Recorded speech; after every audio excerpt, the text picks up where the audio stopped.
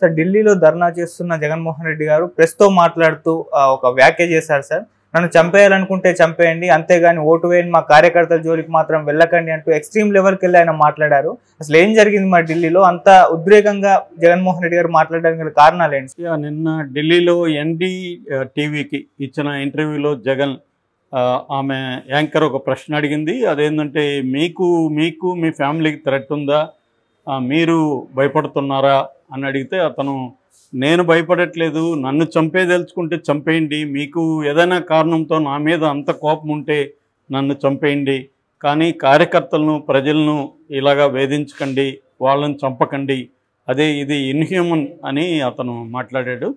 So ఇది ఇప్పుడు national వైడ్గా ఎన్డీటీవీ ఇంటర్వ్యూ వైరల్ అవుతుంది. అంటే జగన్ నన్ను చంపేయండి అని అడిగాడని ఒకరు, హెచ్చరించారని ఒకరు, ఇలాగా దాన్ని రకరకాలుగా వ్యాఖ్యానిస్తున్నారు. అతను హెచ్చరించలేదు, లేకపోతే ఒక రకమైన ఆవేదనతోనే చెప్పినట్టుగా మనకి ఆడ వీడియో చూస్తే అర్థమవుతుంది. రెండోది అతనే చెప్పింది కాదు, ఆమె అడిగింది మీకు థ్రెట్ ఉందా మీ ఫ్యామిలీకి అని అడిగితే నాకు థ్రెట్ గురించి కాదు, నేను కార్యకర్తలు ప్రజల గురించి ఇక్కడికి వచ్చాను, వాళ్ళ మీద దాడులు జరుగుతున్నాయి అని చెప్పాడు. సో నిన్న ఓవరాల్గా ఢిల్లీలో ఏం జరిగింది మనం చూస్తే దాదాపు 8 మంది పార్టీలు, అందులో ఒక పార్టీ తప్ప ఏఐడిఎంకే తప్ప మిగతా అన్నీ కూడా ఇండియా కూటమి పార్టీలే. ఇండియా కూటమి గట్టిగా సపోర్ట్ చేసిందని చెప్పాలి జగన్కి. ఆ పార్టీలు కానీ చూసుకుంటే ఫస్ట్ సమాజ్వాదీ పార్టీ అఖిలేష్ నిన్న చాలాసేపు అక్కడ గడిపాడు, మీడియాతో కూడా మాట్లాడినాడు, తీవ్రంగా ఖండించాడు. మహారాష్ట్రంలో కూడా బుల్డోజర్ సర్కార్ ఉందని యోగి సర్కార్ని విమర్శించాడు, అట్లాగే మోడీ ప్రభుత్వాన్ని కూడా విమర్శించాడు. అట్లాగే చంద్రబాబు కూడా మీరు అధికారంలో ఏం శాశ్వతం కాదు, అధికారంలో రాజకీయాలు చేయాలి కానీ ఇలాగ వ్యక్తిగత కక్షలతో చేయొద్దు అని చెప్పాడు. అట్లాగే రామ్ గోపాల్ యాదవ్ ఎంపీ సమాజ్వాదీ పార్టీ అతను కూడా మాట్లాడాడు. ఇక ఆప్ నుంచి రాజేంద్ర పాల్ గౌతమ్ పార్టిసిపేట్ చేశాడు. ఏఐఏడిఎంకే నుంచి తంబిదురై అతను పార్టిసిపేట్ చేశారు.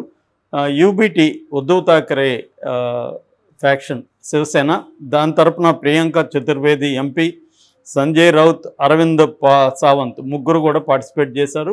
ఆమె ప్రియాంక చతుర్వేది అయితే క్లియర్గా మా సపోర్టు జగన్కు ఉంటుంది, మాదే కాదు ఇండియా కూటమి మొత్తం సపోర్టు జగన్కు ఉంటుంది అని చెప్పారు. అట్లాగే AIML all India Muslim league ప్రతినిధి వాహబ్ ఆయన మాట్లాడారు, ఆయన కూడా పాల్గొన్నారు. అట్లాగే టీఎంసీ తృణమూల్ కాంగ్రెస్ నదీముల్ హక్ ఆయన నేను ఈ వీడియోలన్నీ చూస్తే షాక్ అయ్యాను, ఈ స్థాయి పరిస్థితి ఉందని నాకు తెలియదు అని ఆయన మాట్లాడారు. అట్లాగే వీసీకే అంటే విడుదలై చిరుతగల్ కక్షి, తమిళనాడు, మామూలుగా తిరుమల వన్ వెరీ పాపులర్, ఆయన దళిత్ పాంథర్స్ అని కూడా వీళ్ళు అంటారు తమిళనాడులో, ఇది ఒక ఇంపార్టెంట్ పార్టీ ఇది.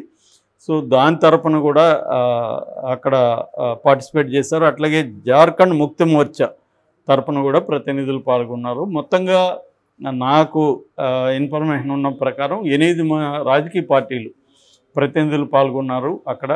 దాంతోపాటు ఎట్లాగో వీళ్ళు వెళ్ళారు. ఓవరాల్గా జగన్ అనుకున్న స్థాయిలో జరిగినట్టుగా మనకి అర్థమవుతుంది. కాకపోతే ఇక్కడ కొంతమంది ఏమో అది పెద్దగా ఏమీ ఎఫెక్టివ్గా లేదు అని తెలుగుదేశం మీడియా వీళ్ళు రాస్తున్నారు. నిజానికి వైసీపీ నుంచి అందరూపాలది ఇక్కడ 2 ఎమ్మెల్సీలు అటెండ్ అయ్యారు మండలి సమావేశానికి, వాళ్ళు జంప్ అయ్యే అవకాశం ఉందని చెప్పారు. నిజానికి అంతకుముందు కూడా 10 మంది మండలి సభ్యులు వచ్చేస్తారని కూడా ప్రచారం జరిగింది. బట్ ఇద్దరు మరి ఎందుకున్నారు, ఎందుకు పోలేదు అనేది అర్థం కాదు. అలాగే నిన్న రోసయ్య అని ఆయన అభ్యర్థి, ఎమ్మెల్యే అభ్యర్థి, ఆయన పార్టీ నుంచి బయటకు వచ్చాడు. సో జగన్కి భంగపాటు జరిగింది అనేది వీళ్ళు రాస్తున్నారు. ఓవరాల్గా నాకు తెలిసి జగన్ ప్రయోజనం అయితే నెరవేరింది. జగన్ ప్రయోజనం ఏందో నిన్న నేను చెప్పాను కూడా. అంటే తను క్లియర్గా మోడీ ప్రభుత్వం మీద ఒక ఒత్తిడి తీసుకురాదలుచుకున్నాడు అతను. అంటే మీరు కానీ నన్ను సపోర్ట్ చేయకపోతే నాకు ఇంకా వేరే ఆల్టర్నేటివ్ లేదు, నేను ఖచ్చితంగా ఇండియా కూటమితో కలుస్తాను, ఫేస్ చేస్తాను, నేను జైలుకి వెళ్తాను, బట్ ఈసారి నేను ఒంటరిగా పోరాటం చేయను, ఇండియా కూటమిలో కలుస్తాను అనేది ఒక సిగ్నల్ మోడీకి పంపించినట్టుగా మనకు అర్థమవుతుంది. అంటే మోడీ కూడా నేను గతంలో చెప్తున్నాను, చంద్రబాబుకు ఫేవర్గా ఏమీ మోడీ లేడు, క్లియర్. చంద్రబాబు అవసరం మోడీకి ఉంది. సో కాబట్టి మోడీ ఆ మేరకి చంద్రబాబు గౌరవం ఇవ్వడం అవన్నీ చేస్తున్నాడు. కానీ ఒక సబ్స్టాన్షియల్గా ఇప్పటి వరకు ఆంధ్రప్రదేశ్కి ఏం చేయలేదు. నిన్న కూడా మనం దాని మీద సుదీర్ఘంగా చెప్పుకున్నాం. అది ఒక 15,000 కోట్లు అప్పు తీసివ్వడానికి మాత్రమే మేము ఫెసిలిటేట్ చేస్తాం, అరేంజ్ చేస్తాం లోన్ అని చెప్పారు తప్ప ఆ లోన్ మళ్ళీ వీళ్ళే కట్టుకోవాలనేది కూడా నిన్న ఈనాడే రాసింది. ఇది రుణమే కానీ భారం కాదని టైటిల్ పెట్టింది, కానీ ఈ రుణం మనమే చెల్లించాలనేది ఈనాడులో క్లియర్గా ఉంది. సో ఏదేమైనా అది అప్పు ఇప్పించడానికి వాళ్ళు హెల్ప్ చేస్తారు, అంతకంటే ఇంకేమీ రాలేదు ఇప్పటివరకు ఆంధ్రప్రదేశ్కి. సో అదే టైంలో బీహార్కి 59,000 కోట్ల ప్రాజెక్టులు శాంక్షన్ అయ్యాయి. అందులో ఏది కూడా అప్పు కాదు, మొత్తం గవర్నమెంట్ ఇస్తుంది. సో ఈ వివక్ష క్లియర్గా ఉందని నిన్న మనం చెప్పుకున్నాం. సో జగన్ని పట్ల మోడీ వైఖరి ఏంది అనేది ఇప్పుడు ఇంపార్టెంట్. దాన్ని బట్టి జగన్ ఇక్కడ ఫ్యూచర్ ఆధారపడింది. జగన్ జైలుకి పోతాడా లేదా అనేది మోడీ వైఖరిని బట్టి ఆధారపడింది. సో మోడీ వైఖరి అంత ప్రోగా ఉన్నట్టు కనబడట్లేదు మనకి. ప్రోగా ఉంటే జగన్ ఈ స్థాయిలో ఇండియా కూటమి నాయకుల దగ్గరికి పోయేవాడు కాదు. ఇండియా కూటమి నాయకుల దగ్గరికి పోయాడంటేనే ఒకటి మోడీని ధిక్కరించడానికి సిద్ధమయ్యాడు, జగన్ జైలుకి వెళ్ళడానికి సిద్ధమయ్యాడు అనేది అర్థమవుతుంది. ఇప్పుడే నేషనల్ వైడ్ ఇష్యూగా తీసుకెళ్తే రేపు తనను అరెస్ట్ చేసినా ఏం చేసినా నేషనల్ వైడ్గా ఇండియా కూటమి మనకు సపోర్ట్ చేస్తుంది. సో రేపు ఇండియా కూటమిలోనే మనం వెళ్ళొచ్చు. ఒకవేళ ఏ కారణాలతో అయినా మోడీ గవర్నమెంట్ పడిపోయినా ఇండియా కూటమి అధికారంలోకి వస్తే మనం ఇండియా కూటమి మద్దతు ఇస్తే మళ్ళీ మనం సేఫ్గా ఉండొచ్చు అనేది జగన్కున్న అండర్స్టాండింగ్గా కనిపిస్తుంది. ఎందుకంటే ఇప్పుడు మోడీకి గత 5 ఏళ్ళుగా కంప్లీట్గా సపోర్ట్ చేశాడు. అంతకుముందు 5 ఏళ్ళు కూడా ఎప్పుడు మోడీని ఎక్కడా వ్యతిరేకించలేదు. సో 10 ఏళ్ళుగా మోడీకి అండగా అనేక విషయాలు, అనేక బిల్లులు పాస్ అవడానికి జగన్ మద్దతు చాలా ఇంపార్టెంట్ వాళ్ళకి. ఇవన్నీ తీసుకొని కూడా మోడీ మళ్ళీ చంద్రబాబుతో కలిసి తనకి సపోర్ట్ చేయకపోతే మళ్ళీ ఎందుకు ఇంక మోడీతో ఉండాలి అనేది జగన్కున్న ఇది. కాబట్టి 11 మంది రాజ్యసభ సభ్యులు ఉన్నారు. ఈ 11 మంది రేపు ఇటు వెళ్ళారు అనుకో కూటమి వైపు, మోడీకి ఇబ్బందే అది. సో దాన్ని ఇబ్బంది పెట్టడానికి జగన్ ప్లాన్ చేసుకున్నట్టుగా మనకు అర్థమవుతుంది. సో అందుకనే మన టోన్ మారింది క్లియర్గా, వైసీపీ టోన్ అనేది మారింది.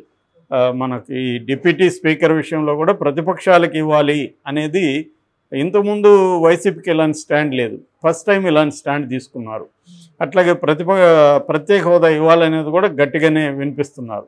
సో ఇలాగా ఒక ఆంధ్రప్రదేశ్ ఇష్యూని నేషనల్ ఇష్యూ చేయడం, మోడీ వ్యతిరేకులంతా కలుపుకోవడం, ఇది జగన్ స్టార్ట్ చేశాడు. ఇది ఒక రకంగా మోడీకి ఒక వార్నింగ్ ఇస్తున్నట్టుగా అర్థం చేసుకోవచ్చు. వార్నింగ్ అంటే నేను నిన్నే చెప్పాను, జగన్కు ఉన్న ఆప్షన్స్ ఇంతే ఉన్నాయి. జగన్కి ఆప్షన్స్ ఏంటి? ఒకటి మోడీతో ఉండడం, మోడీ కానీ తనకి హెల్ప్ చేస్తే మోడీతోనే ఉండడం, అంతవరకు జగన్ క్లారిటీ ఉంది. కానీ చంద్రబాబు పగ తీర్చుకోకుండా ఉంటాడా, మోడీ మీద ప్రెజర్ చేయకుండా ఉంటాడా, రాష్ట్రానికి సంబంధించి ప్రెజర్ చేస్తాడో లేదో, కానీ తన వ్యక్తిగత విషయాల్లో చంద్రబాబు ప్రెజర్ ఖచ్చితంగా తెస్తాడు. సో తెస్తున్నప్పుడు జగన్ జైలుకి వెళ్ళే అవకాశం ఉంది. సో అందుకనే జగన్ మొన్న కూడా సాయిరెడ్డి వెళ్ళి విజయసాయిరెడ్డి అమిత్ షాను కలిశాడు. ఏమీ హామీలు లభించినట్టుగా లేదు. అందుకని క్లియర్గా తను ఏం చేశాడంటే ఇప్పుడు కూటమి వైపు వెళ్తున్నట్టుగా ట్రై చేస్తున్నాడు. సో కూటమి వైపు వెళ్తే ఏం జరగచ్చు అంటే జగన్కున్న ఆప్షన్లు ఒకటేమో మోడీతో ఉండడం, మోడీ ఇన్ టర్న్ తనను సేవ్ చేయడం, రెండేమో కూటమి వైపు వెళ్ళిపోవడం.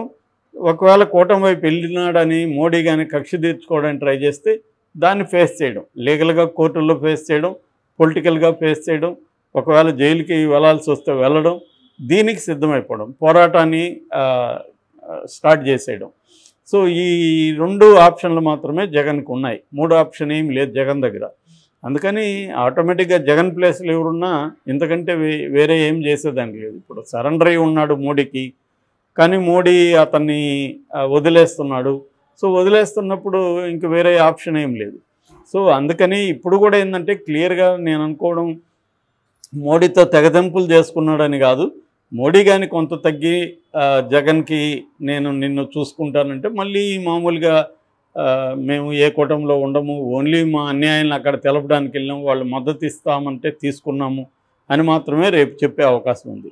సో ఇది ఇక్కడితో ఆగిపోతుంది. ఒకవేళ లేదంటే మాత్రం దీన్ని కంటిన్యూ చేసే అవకాశం ఉంది. అయితే ఇక్కడ కూటమిని మాకు సపోర్ట్ చేస్తుందని ప్రియాంక చతుర్వేది జగన్కి మేము సపోర్ట్ చేస్తామని చెప్పినా కూడా ఇక్కడ కాంగ్రెస్ రాలేదు, డిఎంకే నుంచి స్టాలిన్ రాలేదు,